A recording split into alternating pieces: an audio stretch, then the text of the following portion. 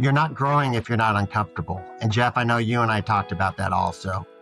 It's the person that retires when they're 60 years old and they just go to the country club every day to play golf every day and see the same old people. Those people die early, I think. My dad just turned 90 years old last week. He still goes to the office every day. He is an attorney in Tucson. That's why I'm in Phoenix. He has a pretty big shadow over there. But that ism that he has, and if you're not uncomfortable, you're not growing. Welcome to the Jeff Sutherlin Show.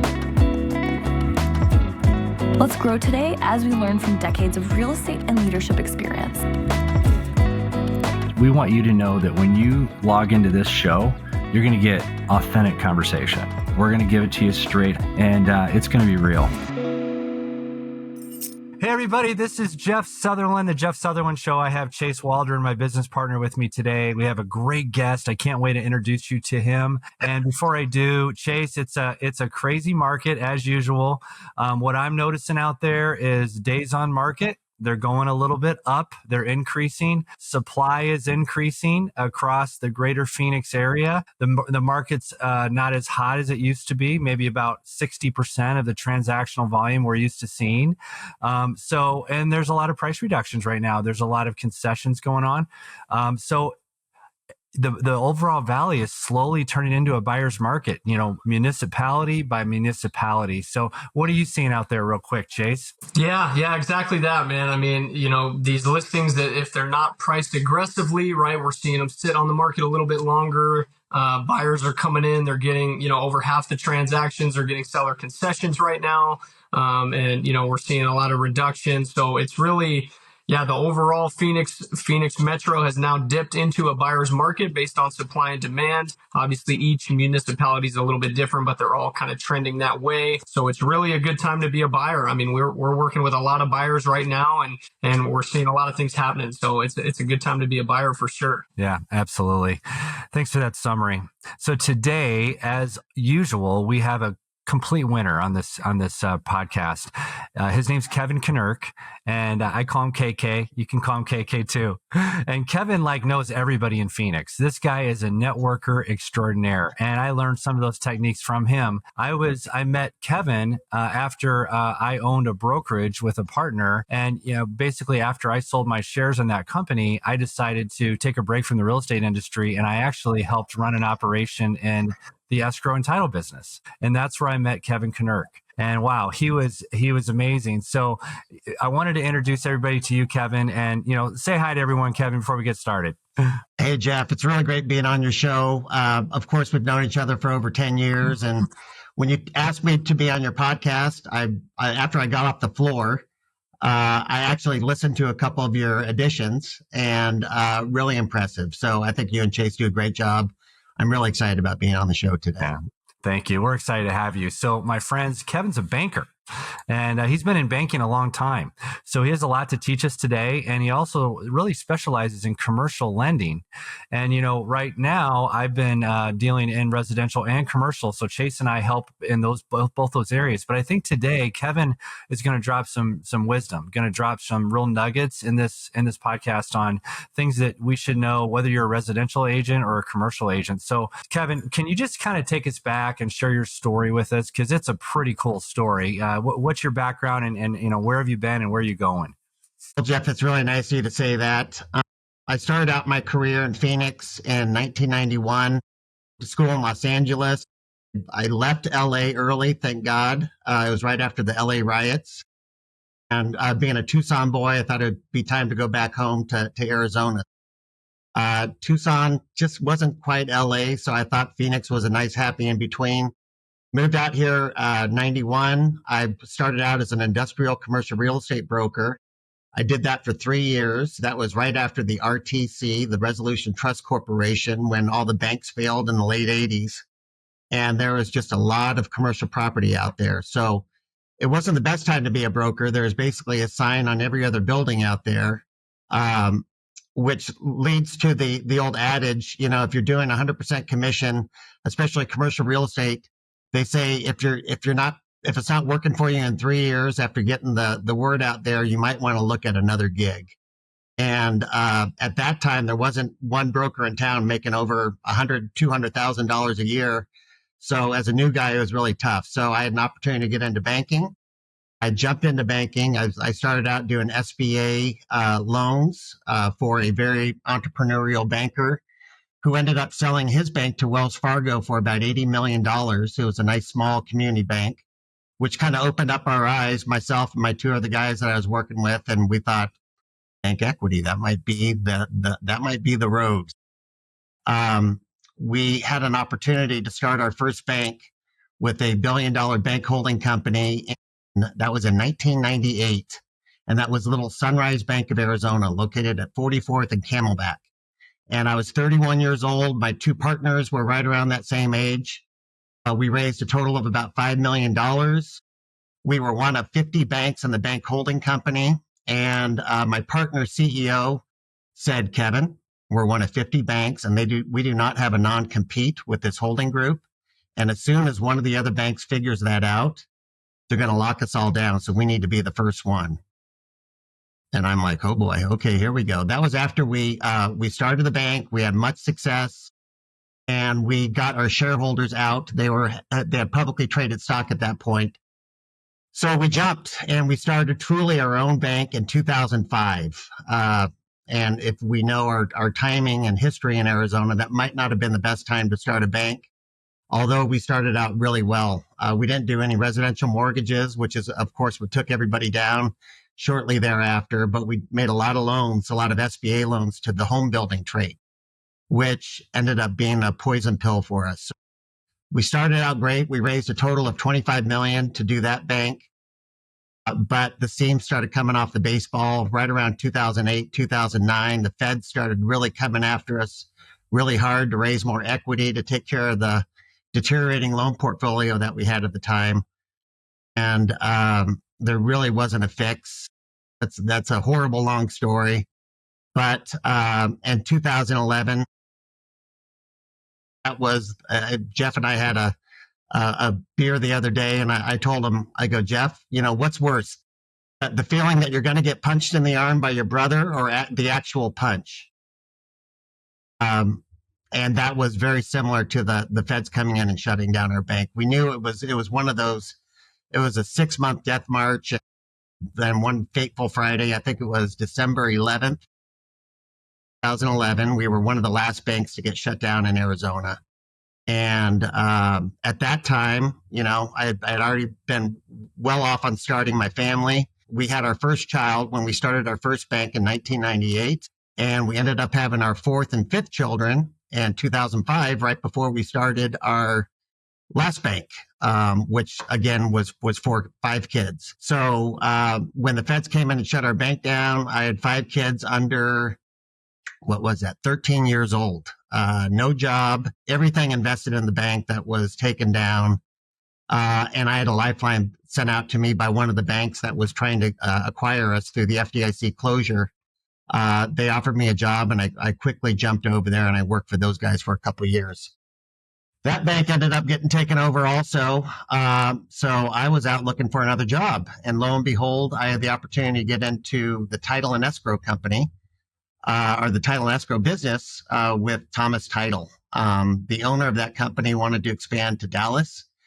He knew I had some great leverage and contacts in the commercial real estate world. It was a commercial real estate focused escrow company. So I jumped into that deal, not really knowing what I was doing, but I felt pretty good about the fact that I was managing people at the bank, and I gave it a go. I ended up being in that industry for about 5 years, until I finally had another opportunity to get back into banking, which I really, really longed for. And that was with the current, that was with the bank that I'm with right now, which is First International Bank and Trust. I've been with this bank for about 6 years, family-owned bank. It's about a 110-year-old bank out of North Dakota. I've really resonated and gelled with the ownership, the family that owns the bank. I respect them a lot. They've got a great bank, much, much bigger than any of the banks that I started.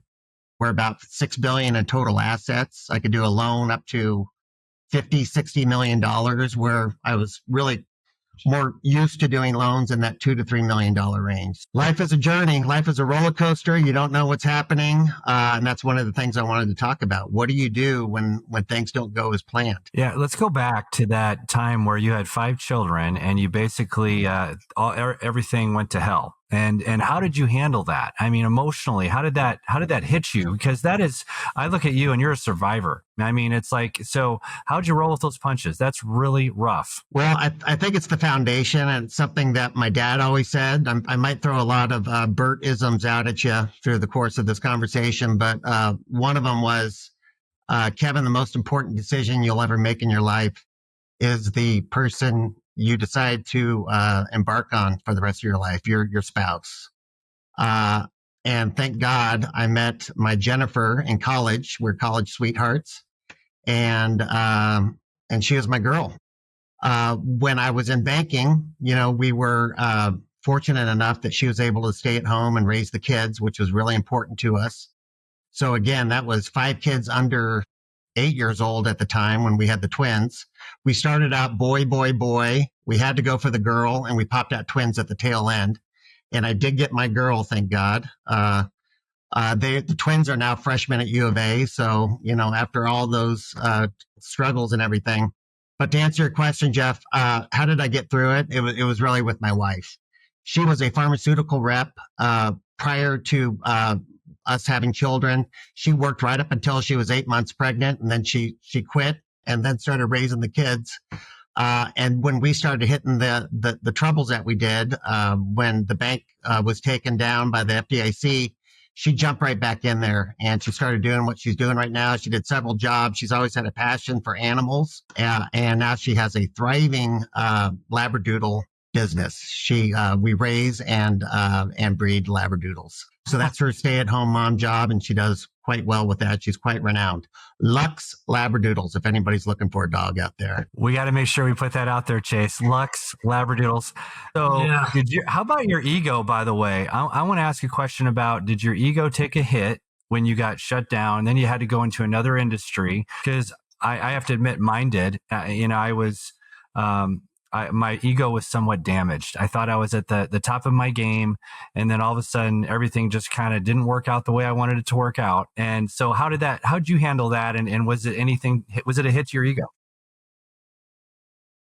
Yeah, I mean, I always consider myself a banker. I had the opportunity. I was president of the Arizona operations for the commercial title agency. So I was still managing people. I still had a platform. It was, I rationalized it that it was a market condition deal. I mean, there was nothing. We had such a solid bank. We put $250 million in loans from 2005 to 2008, which is probably the absolute worst time you could possibly do it. Our loan portfolio, all commercial real estate, dropped 50, 60% in a matter of 2 years. We had buildings that would sell for $1 million that were worth $400,000 2 years later. So that's a pretty tough one to bounce back for. So I think it's just a matter of rationalizing that. I mean, doing what I'm doing right now is really a step back from what I was doing, managing banks. I am a commercial lender right now, and I'm very happy doing it. I love the customer interaction that I have right now. I've always had that. I think that's a strength of mine. But it's really family first, Jeff. I mean, to really boil everything down, the ego has no place when you're focusing on your inner circle, which is all been about my family. Yeah.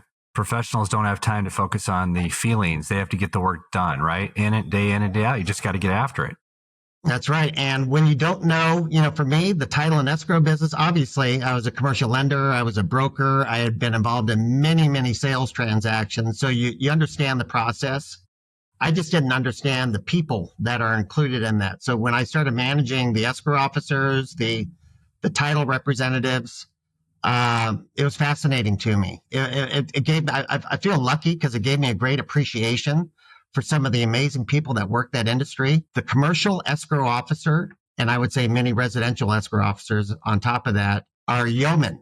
The work they do is unbelievable. It's tireless, it's thankless, it's stress-filled. They have to be little attorneys, especially in the commercial world. So, that was neat. Being what I consider a real estate person, it was really nice to understand that facet of the business and get into it. So, but it's a matter of when you get into something that's uncomfortable to you, it's just a matter of really focusing on the values that you have and bringing what might have been successful in another industry into the industry that you have. So to that point, I would say I think my communication skills are good. Are probably above average. I think that's really important in a marriage also. You don't let things fester. You got to bring it all out on the table. Being honest is really important also. I think people see through that, especially when you're managing. So if you don't know that answer, you know what? I've developed a career on saying, you know what? I don't know that, but I'm going to get right back to them. We're going to figure this out. And then, of course, hard work. You know, what's the adage I heard? We all go to the different sales trainings and everything, and they throw 50 things at you. And if you could leave with one or two good ones, then it's a success. And one of the ones I heard was in terms of hard work and a new job, be that guy that makes the coffee in the morning. Be the first one in the office. I think it was a coachism. It was a coach that I heard that he was a new assistant coach and he wanted to make a mark on the team and the other coaches. So he made sure he was in that office at 5 a.m, and he was the guy making the coffee. So when everybody was drinking that coffee in the morning, they thanked him and they knew that he was the first guy in. So hard work. And then of course, encouragement and positive attitude. I try to really foster my positive attitude. And I think that can be infectious at times and people like being around those people. So it's just a matter of bringing those qualities and skills, I think, to the table, and hopefully people appreciate it. Yeah, I want to, expand on that, on the positivity, man. That's a great point. And I really try to do my best in staying super positive, and kind of like the same thing when you were going through that tough time, right? It's obviously tough to stay positive when everything's kind of going downhill. Was there anything that you were doing kind of on a daily basis to kind of keep you in that positive mind frame, or something that could kind of bring you back to zero, maybe, if you're, you start going down a rabbit hole of negativity sometimes when things aren't going your way? I don't know what the deal is. It's just not my deal. I try not to let it happen. And trust me, during the time that Jeff and I worked together, we had bombs happening all over the place. I mean, I felt like a Afghanistan veteran or something like that. I mean, it was brutal. But it's a matter of getting through the day and recharging the battery. For me, it was recharging the batteries at home, spending time with my family, my kids, and then my true passion, coaching. I started coaching when my oldest child was 2.5 years old. He was 2 years old and 10 months. I was so proud that he was doing sports before he was 3 years old. That kid right now is 28 years old, and I just hung up my cleats about 2 months ago from coaching. So it's been a long road for me, and that really, just being around kids and not bringing those frustrations to that environment, I think that was always a recharger for me, Chase. Wow. And the coaching, so you've coached basically from that point, from when your oldest son was 2, almost not even quite 3, until about 2 months ago. You've continued to coach that whole entire time? Yeah. It's along the way, I was telling Jeff, just little miracles happened. When so many horrible things happen, I try to focus on the positive things. And for me, it was two amazing things. We moved. My wife always wanted horse property, and with the bank, I thought that property was going to be in Paradise Valley. It turned out to be in South Mountain. But what a joy it's been to live there. We moved in 2013, but part of that move to South Mountain was also finding a good school, and the fact that Arizona has school choice. I think we all kind of take that for granted a little bit. There's a lot of states that do not have the school choice deal, and families are really grinded into either the public school system, or they have to have the extra resources to do the private schools. So in terms of coaching, and the meltdown, if you want to call it, we took our kids out of parochial Catholic school, and we joined one of the Great Heart academies, in particular Archway Veritas Prep, which is in Arcadia, right near Arizona Country Club. And when I moved over there by a great mentor of mine, Bob Mulhern, who is one of the founders of Great Hearts, he knew that I had coaching in my background, and he said, Kevin, a great way for you to make an impact with this school is we need a middle school boys coach. I go, Bob, you got one now. So 6 years later, we were celebrating our sixth championship in a row. Wow. I have a visual deal for you here. That was championship number 3. You can see the 3s in the hands. There you go. There you go. Those are my guys right there. But so that was just a way for me to just kind of lose myself, getting out of work every day, maybe leaving a little early and jumping into coaching. It was a joy. So I just hung up the cleats a couple months ago. My twins graduated the year before. I got dragged back in for one more year. I was really questioning it when I was about a week or 2 into it. 2 practices later, I knew that's exactly where I needed to be. And that ended with us losing in the first round of the playoffs. Now I was doing the varsity team, and I hadn't shared with the kids that I wouldn't be coming back next year. So with tears in our eyes after we lost the first round playoff, I thought it was a good time to announce to the kids that I wouldn't be coming back next year, which was kind of like throwing gasoline on the fire. But I think we're all getting through it right now. Yeah. I totally agree on the coaching stuff because basically my kids, either I was on the softball field with my daughter or the basketball court with my son for over a decade. And I can honestly say those are the best days of my life. The most fun I've ever had was watching my kids play sports. And, I talk to people that are looking to be employed all the time or they're looking for the next opportunity. And I will always look at people that have been in athletics and hold those people at a premium. Right.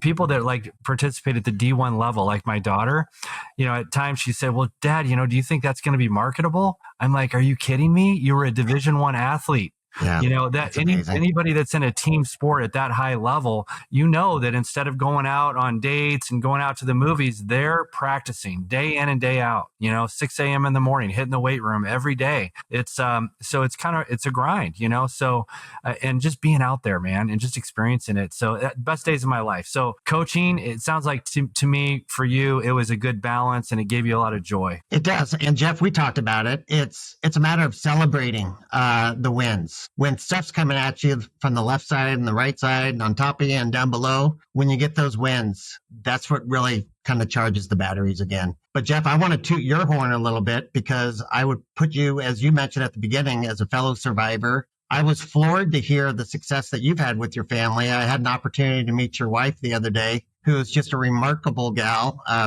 What a great leader she is over at Old Republic. But then your kids also, which I think is just a testament to both of you too. You have a D1, your D1 player is now a D1 coach at Harvard of all places. Yeah. And then you have your son in medical school too. So, Bud, nice work.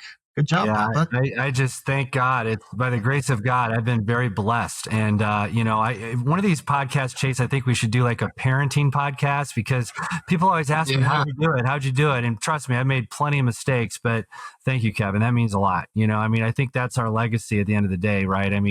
I want people to say that we've been good dads, good husbands, good leaders in the community. So thank you. Thank you. I agree. And to that point, I'm very proud that I have 2 kids out of school.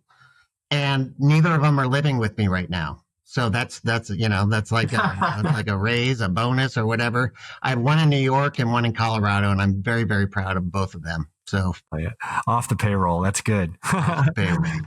So let's jump back into commercial lending a little bit because you have an expertise in that area. Can you tell us a little bit about who's your perfect client, or maybe tell us about a cool deal, right? Something that the day-to-day, what does Kevin Kinerk do to make deals happen? It's very fascinating. Well, it's interesting. I'm fortunate that I have a really good network to pull from. I didn't realize it, but when my bank was going down, I spent a lot of time on LinkedIn, and I just started kind of grabbing as many people as possible. So fast forward 15 years, I think I have a really, really marketable profile. And for that reason, I just get a lot of business kind of gets tossed at me. Day in the life, as I said, when I was running the banks before, I started out as player coach. I kind of moved more into coach. But now I'm squarely a player, which is a commercial lending. So, I feel blessed that I've not only came into a nice little portfolio when I started with the bank, but I've been able to build on that. I have some great clients that I consider close friends now.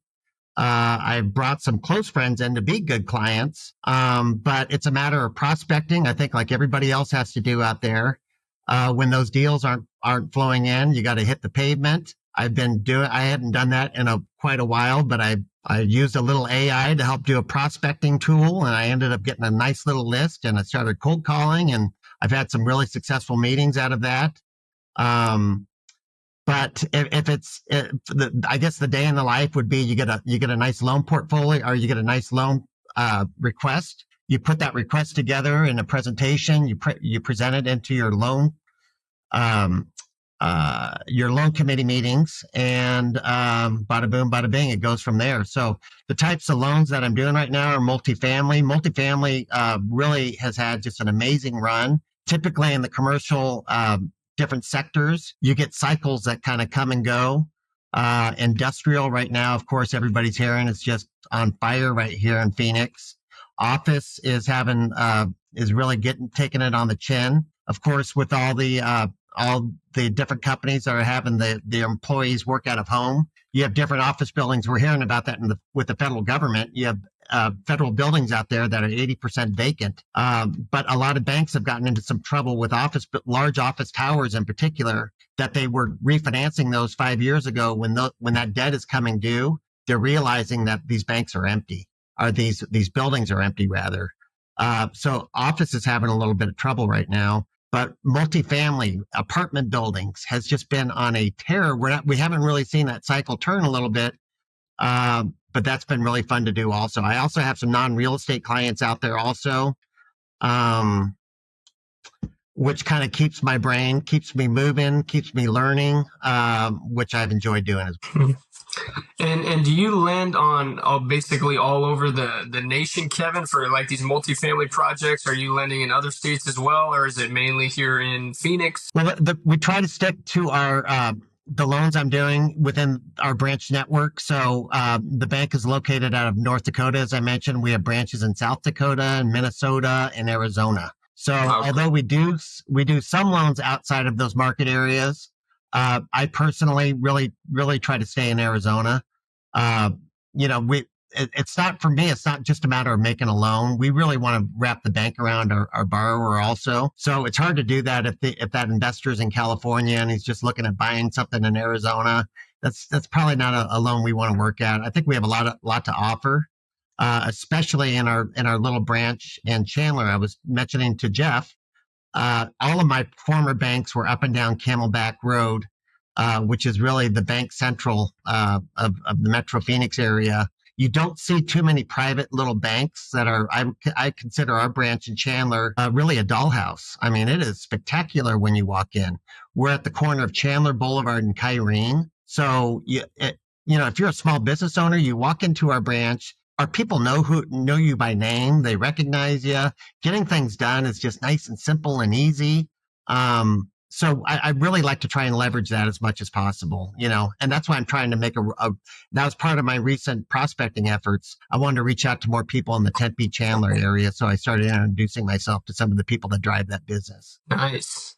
Yeah. And I didn't realize, how you kind of mentioned the different sectors, right? The multifamily, industrial, office space. And really, you guys, you can do it all, right? And it kind of is just dependent on what is hot right now, what's doing well. And then you're, maybe not doing obviously as much office maybe because that's not as hot. But so really it kind of changes depending on kind of what's the hot topic at the time. Is that kind of how it works? Well, it's not only the product that you're actually financing, but it's everything. What's the cash flow? What's the ability for that borrower to cash flow that proposed debt that you're going to be throwing at them, whether that's an owner user, whether that's an actual operator, say an attorney that's buying a little office building and he's going to move his attorney firm in there. I wouldn't hesitate at doing that loan, because if that guy's making money, he's going to be able to pay that loan back. And if he has a nice personal financial statement too, then I know we have a good borrower on board, where if there is a hiccup, he could write a check and kind of help fix things. But using tools like the SBA, which of course we do, uh, it also opens up the lending to a lot of different other people. I've always said the SBA is kind of a win-win-win because it's good for the borrowers that might have a hard time getting typical conventional bank financing. And one barrier to that would be leverage. If you're a small business owner and you want to buy a piece of real estate through the SBA, you could do that with only 10% down. If you do a conventional bank loan, you're going to be looking at 25 to 30% down, which, on $1 million purchase, that's a difference between $100,000 and $200,000 to $300,000. So, using programs like that, I think really opens things up for us. And I love educating people about that, whether it's the actual borrower or perhaps somebody like you that's prospecting and trying to do those deals, making you aware of that so you could share that type of loan information with your clients. I got a couple of questions too, Kev. So when it comes to the real estate market with commercial versus residential, is there any correlation? In the residential world, you can correlate the mortgage rate with the 10-year treasury note, right? And what that market's doing. Is there a correlation between the residential market and the trajectory of what that's doing with commercial? Do they lead one another or do they lag one another? That's the first question. So I think traditionally, it's been a direct correlator because we have been such a real estate type of metro area. In the 90s and the early 2000s, we were really a 1-2 trick pony type of metro area, and it was all centered around real estate. It's been fascinating to me just in the last 5 to 10 years, the inflow of different money from all over the world, let alone all over the country, investors that are coming in and different types of industry that are coming in right now. So to answer your question, I wouldn't say so much more. I mean, when my bank was having this trouble that it did before and during the mortgage meltdown in 2008, 2009, we directly had problems. We weren't doing those mortgages, but we were financing all the home builder trades. We had the carpet guy, we had the window guy, we had the framer guy. And, we didn't get burned on the residential mortgages, but when they were making money like this in 2004, 5, 6, they never built more houses than they had before at that time. And then when the market stopped, their revenues went down 80, 90%. So that was the correlator. But it's just been amazing to me how well we've rounded off our different industries in the area. And I don't think we're as tied to real estate as to residential and commercial. I don't think you see that correlation as much as you did in the past. Yeah, and a follow-up to that, we're seeing a lot of layoffs at the federal government level, right? Tens of thousands of people getting laid off. And a lot of people think there's going to be a trickle-down effect because of that. It's going to really hit the economy. And you always have people saying we're on the verge of a recession. The way I see it, I'd like to get your opinion, but whenever you have a reinvention going on, because I think in a lot of ways America is reinventing itself. You got artificial intelligence coming in. There's going to be new industries, new jobs. People that aren't adding value will fall off if they're not improving their skills. It seems to me that you're going to have a lot more people coming to you with new ideas, asking for SBA loans and things like that than ever before, because we are fundamentally changing as a society right now in terms of new industries and new technologies. What do you think? Well, you didn't even mention robots. What happens in 5 to 6 years when we have the Tesla robots, which is all I've been hearing about? I can't wait to get one of those so they can remodel my bathroom. Now, I heard one of the guys say that, I'm going to turn the robot on and he'll fix it all night. I've been a little concerned about that as well, Jeff. What happens when that inflow, all that employment goes away? But I think it's just different opportunities.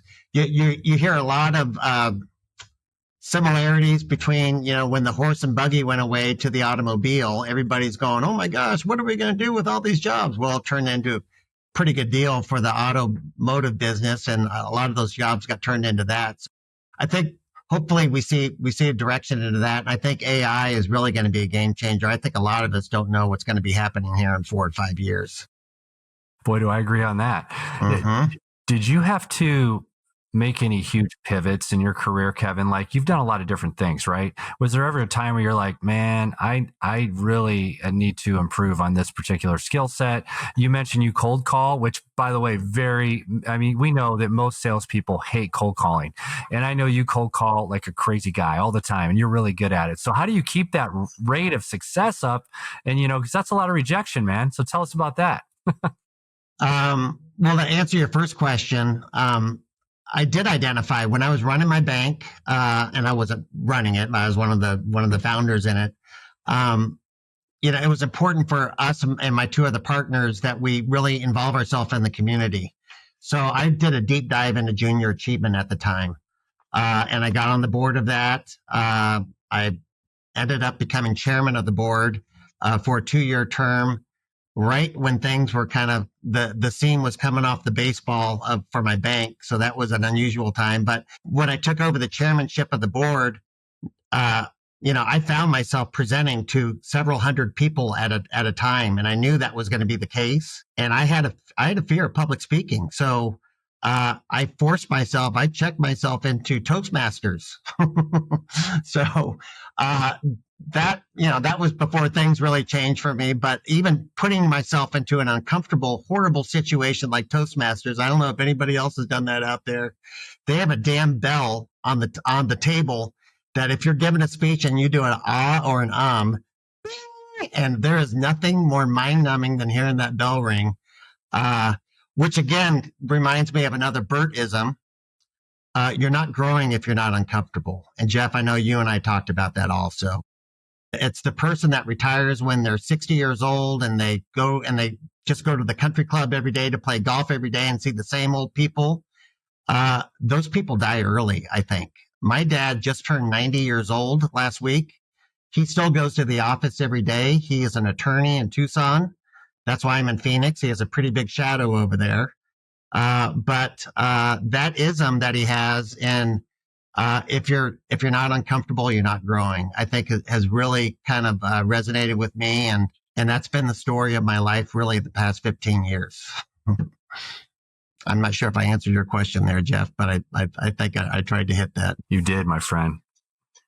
Yeah, and I think too, you kind of nailed it earlier too, but a lot of those skills, like that you didn't have to pivot, a lot of those same skills that you did in order to be successful in one field, you do the same exact thing for the next adventure. The hard work, the dedication, staying positive, and that's huge, man. And that resonates because a lot of those basic things are, that not everybody sticks to. If you keep up with those things, you can be successful in multiple different avenues per se. And that's a great point, Chase. I don't say that, meaning that if that's not your natural person, I don't think you try to be that person because it's ingenuine. Right. It's really get down to your core and be the person that you are. And I think everybody appreciates that. That's the honesty aspect of it. I think I'm just kind of a serial positive attitude guy, I guess, or something like that. But it's really being a genuine person. I think that's people like being around those type of people. What's that saying? The most amazing 2 days of your life is when you were born and when you find out why you were born. Right. And how many people live their life and they don't become their genuine self? They don't show who they truly are. They're so afraid. They're so afraid to actually cut it loose and be who they really are. And it makes me sad that people can't show their true colors in their life. And I think it's a huge deal when you finally, when you're okay, there's freedom in that, man. There's a lot of freedom when you find out, you know who you are and you're proud of who you are. And you know that no matter what you say, you're always going to have your haters. People, that whatever you do, there's going to be a segment of the society that don't like you. I think the problem people have is they want to be liked by everybody. And, it's never going to happen. And when you realize that if you're doing what's right and you feel like you're doing things that have integrity, who cares? If you have haters out there, you're doing what is true north. You know what I mean? That, I think, is a matter of age and a matter of having priorities set. I mean, what you said is absolutely positively true, Jeff. I 100% agree with that. One other thing I just wanted to hit on too, what you kind of said earlier about prospecting. and how you had mentioned that, some of the stuff, maybe the cold calling or some of the other things that you might not have had to do for a while the phone's ringing and things are, moving. And then when you start seeing the deal flow kind of slow up a little bit, right, you got to get back out there and do what works. You know what I mean? And I feel like you talk to a lot of people that maybe they've been in an industry for a little while and they're like, oh, that's below me, or, hey, I don't do that anymore. Or realtors, hey, I don't do open houses anymore, but that resonates, right? Because it's like, hey, this is the stuff that we did to generate business originally. And now it's time that, you never lose that, I guess. I like that. Yeah. And that's a matter of being genuine also. I mean, for me, it's kind of a multi-level deal. You get your list, you make the phone call. If somebody gets on the phone, it's, oh boy, okay, now I got to get the meeting. You get the meeting, now and then you're about to walk in that meeting, and I go, what the hell am I going to say now? Really, it's just being genuine. It's being genuine, letting them listening and asking questions and finding out and looking for something you could grab onto that is going to resonate. I have been in front of so many different people, and again, it's not being genuine, but it's listening and speaking the same language that somebody's talking to you in. You get that guy that likes to laugh and telling you a joke and slaps you on the back. You kind of end up communicating that way. Or you might have that engineer guy that just really wants the information. He's got a checklist. You provide that information, you get in and out, and God bless America. But it's just a matter of doing it, and how many people say, oh, I'm not going to do that. I feel uncomfortable, or I'll do that tomorrow. And you procrastinate. At some point, you just got to pick up the phone and you just got to do it. And then things happen. It's kind of like writing that memo. You don't know what the memo is going to look like and you don't know how to start, but you get through it and you finish it and you go, oh my God, that is the greatest memo I think I've ever written in my life. Until you do it, you don't know that you could do it. You just got to do it. Yeah, and when you make that phone call and then when you make that phone call and somebody says, oh my gosh, I've been thinking about this. I'm so glad you called. Or, oh my gosh, that could help me immensely. And then you're like, wow, why was it so hard for me to pick up the phone? Which I exactly had that happen to me last week. It was, Kevin, your timing couldn't have been better. We are looking for a new banking partner. So I'm really glad you called. There it is. Yeah. I had a call like that last week where I call agents around the country every day. And I know my numbers. And by the way, if you're in sales and you're listening to this, if you do that kind of work all the time, you're going to know your numbers. I know that if I call 20 people, I'm typically going to have about 9 to 11 of the people actually answer their phone. Half of them won't answer their phone. And I know I'm going to get 2 appointments. If I bring my best, if I bring my very best to those phone calls, I can lock in 2 appointments a day. So I called an agent last week, which was an independent broker out of Indianapolis. And I'm going to have her on the podcast soon. She's phenomenal. And I reached out to her and she said, Jeff, I've had about 5 people talk to me about your company in the last 5 years. But you know what? The timing's right now. And we talked for 45 minutes. Wow. And I got her together with a good friend of mine out of Indianapolis in the same company I work with at EXP. And now she's on the books. She's in the company and she's excited because now she can collaborate and get into an inner circle. I can get her into the right rooms with the right people. So if you are just focused and disciplined by doing the same work every day, like you said, Kevin, you'll actually get better at it by just doing, because adults get better through doing, and not through just thinking about it. You have to get in the seat and you have to fail forward, right? And I know 2 hours a day of prospecting, I'll always win, because you just get better over time, right? Yep. And you just put me in a little time warp, Jeff. It reminds me of, I just had a vision of my children being about 10, 8, 5 years old. And I gave them the old It's a Numbers Games talk on Halloween night. I go, guys, you want to fill that candy bag up? Are you going to fill that candy bag up going to 3 houses? No. How about 50 houses? Yeah. Hey, how about 100 houses, guys? Let's do it! And then you just get them fired up. And then, of course, they don't sleep all night and they're eating too much candy. So anyway. Yeah. Thank you for that little trip down memory lane, Jeff. Absolutely. I believe in a lot of things. And one is when the intention is clear, the mechanism will appear. So if I have an intention every day to book 2 appointments, I'm going to figure it out, right? I'm going to figure out the process, right? And there's a good book written by Brian Clemmer. It's called If How-Tos Were Enough, We'd All Be Skinny, Rich, and Happy. Because there's books out there for all these things, right? To be, rich and to be skinny and to be in good health. But most people aren't any of those things. So it really has nothing to do with the how-tos. It's about how bad do you want it? How bad do you want to get to the result? And what are you willing to sacrifice and suffer for to get there? And you've gone through that, Kevin. You've gone through the suffering and the sacrifice. And that's why you have no problem setting appointments.